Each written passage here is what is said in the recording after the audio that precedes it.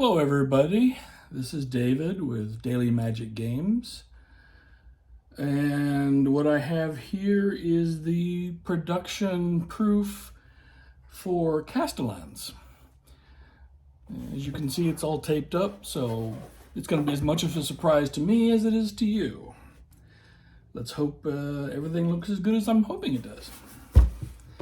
So, first things first, opening it up without cutting off a finger.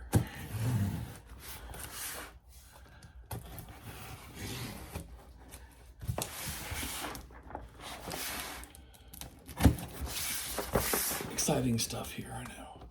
Unboxing videos. The greatest contribution of the 22nd or 21st century. All right.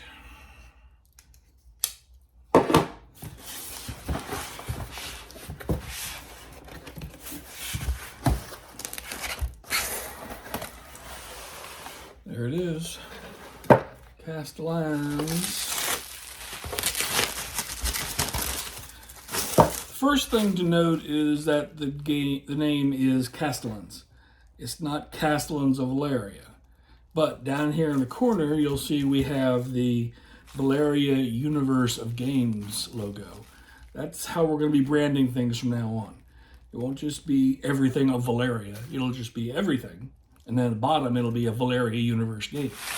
Okay, so throw the bubble wrap away. Throw the box away. Okay. Just looking at this, one of the problems we were worried about, is it going to focus? There you go, is that it was going to be rising up above the box. And while this is, pressed down and sealed with shrink wrap, the initial indications are that it's not a problem. So, should be good. You'll notice on the edge here we have a few new symbols. We always have the number of players, the ages, and the time. But we've also going to start adding icons for the kind of different mechanics that are in the game. I don't know if you can see them there. So, what we've got here is area majority, which is how this game is scored. Dice drafting, which is what you do to make the game work. Engine building, because you're going to be building powers up through the citizens you recruit. You have resource management.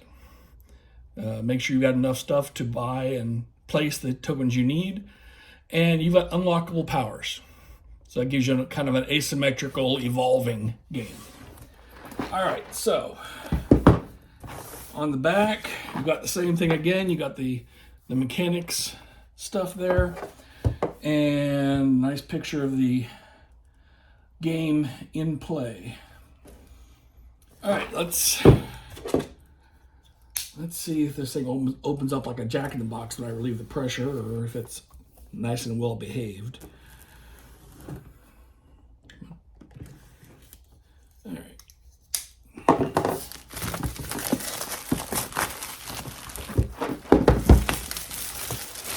Okay, I did notice a little bit of a spring when I opened it up there, and it looks like, it might be writing a millimeter or so above, but nothing to be overly concerned about. CASTELLANS.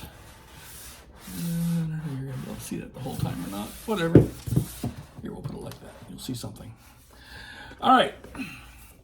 CASTELLANS Rulebook. 32 pages of rules, but we also have some nice places for solo gamers can log their scores. And there's plenty of room to make notes in case you need to notate something.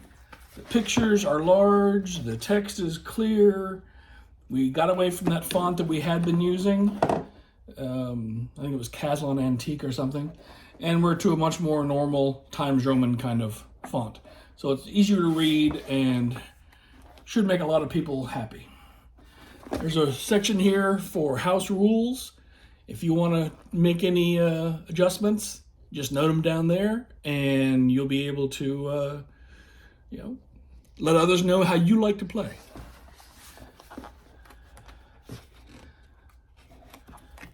Let me take a moment to thank all the people who have been part of this project.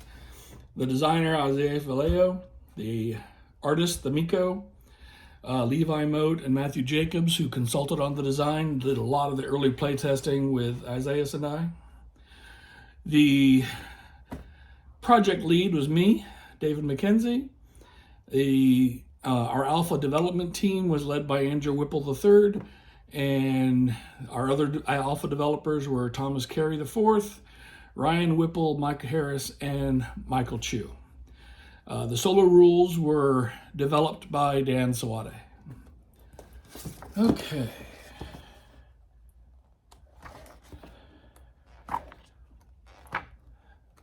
So I think it looks like it's really good. I mean, we've got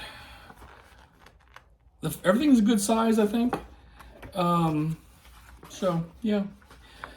A recent reviewer said that our rule books were too big, awkwardly sized or whatever, but I think they're perfect in that they give plenty of room to show all the pieces of the game and all the details of the boards, and makes it easy to read. That's the first requirement in my book, at least. Yeah, everything's there. One thing you might notice that the citizens are down here on the bottom. All during development, the citizens were at the top of the board, but our development team decided that that put it too far from most of the players to make it easy to read, so we moved them down to the bottom, where we figured more players would be able to read them clearly. All right. Nice book. Oh, and there's a icon reference on the back cover, so got it all covered. The next thing in here is the Chronicles of Kosk fiction book.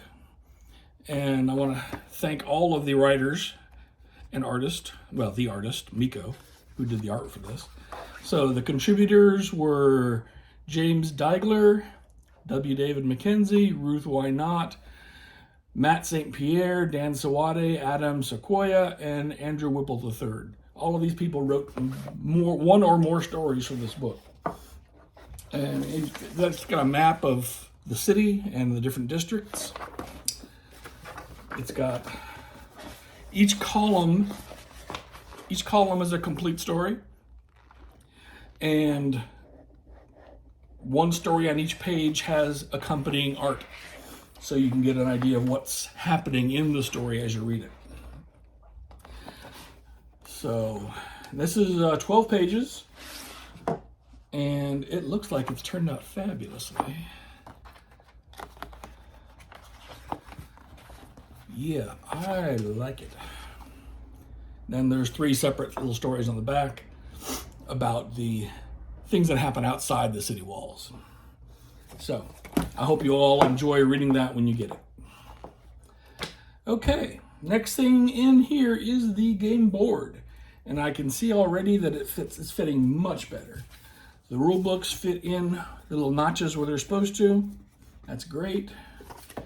The game board fits into its notch, so that's fabulous. The game board is a 4-fold board, so you open it up, and there is the city of Kosk. Let's see here, there we go. We have the influence tracks over here.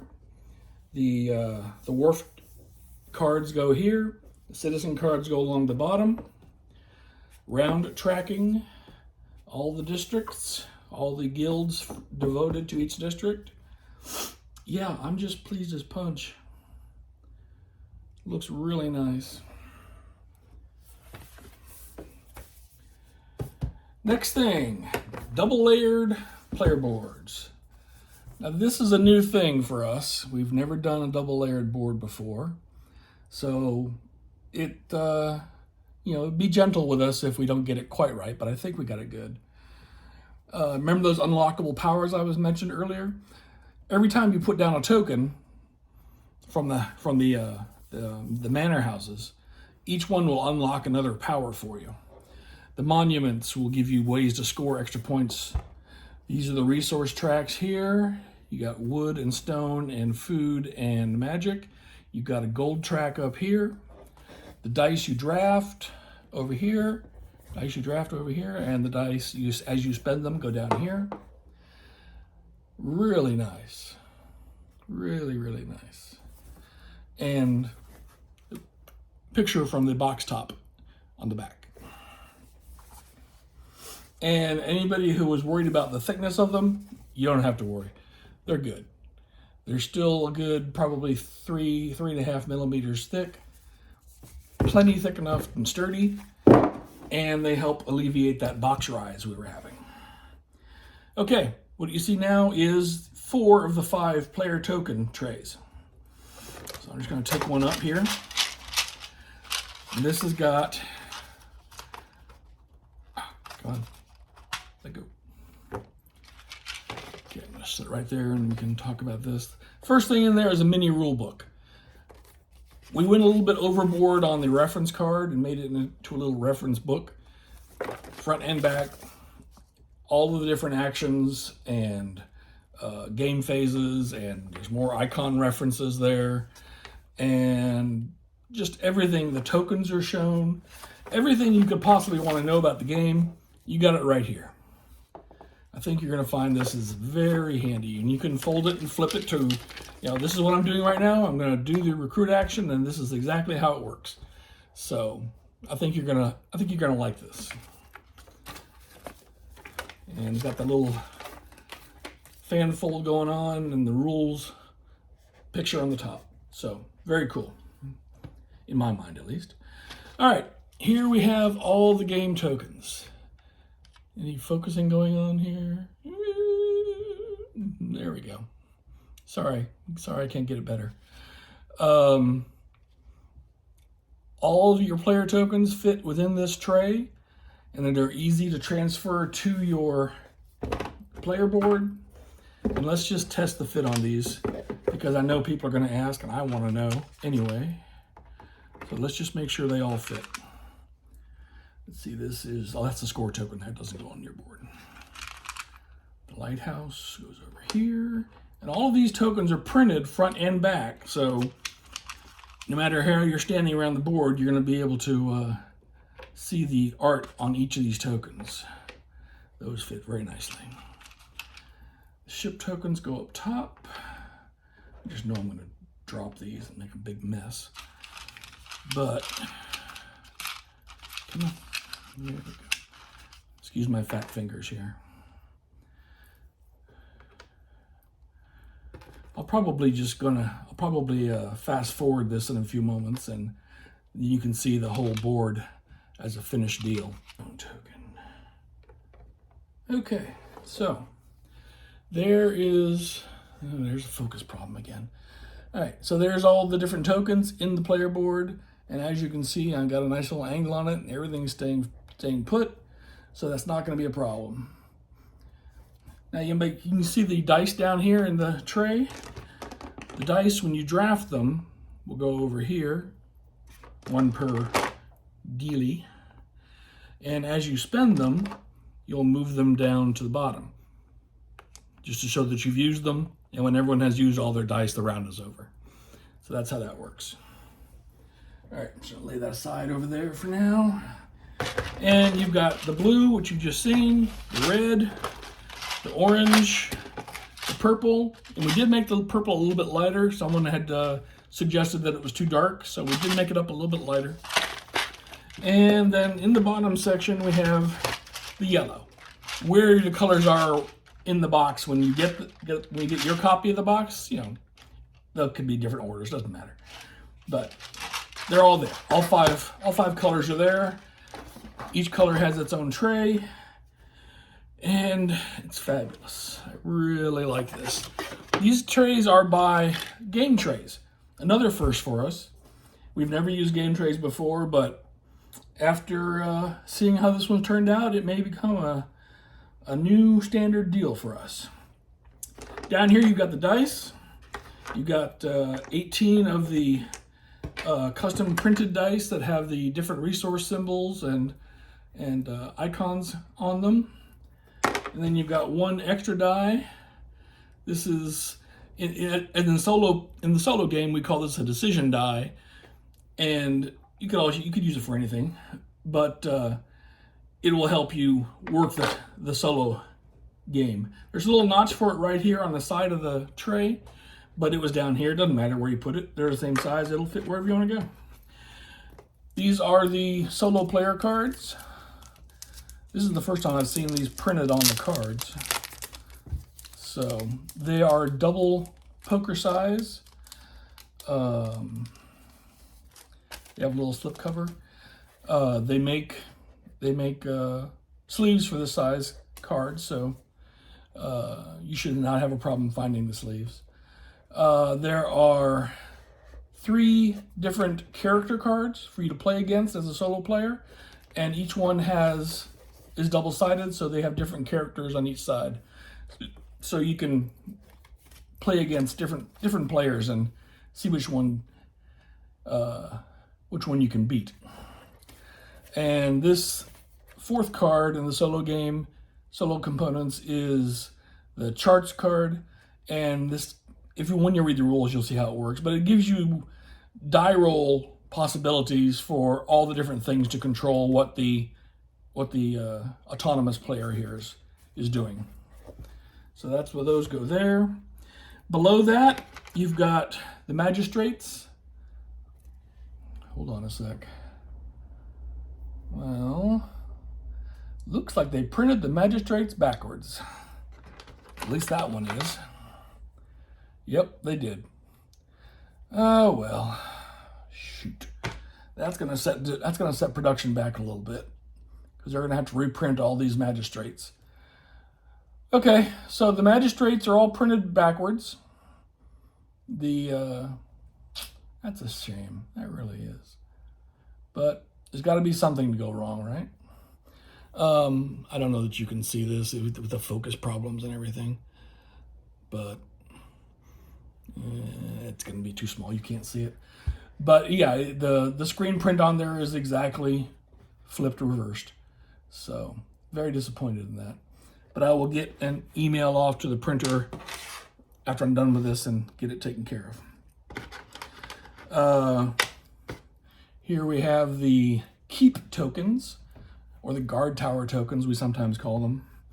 Those are placed in the game to tighten things up when you have a fewer number of players.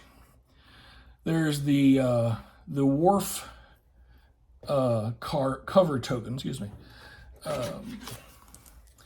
When you're playing with 3 or less players, you'll take that and cover up the final column of icons on the wharf cards.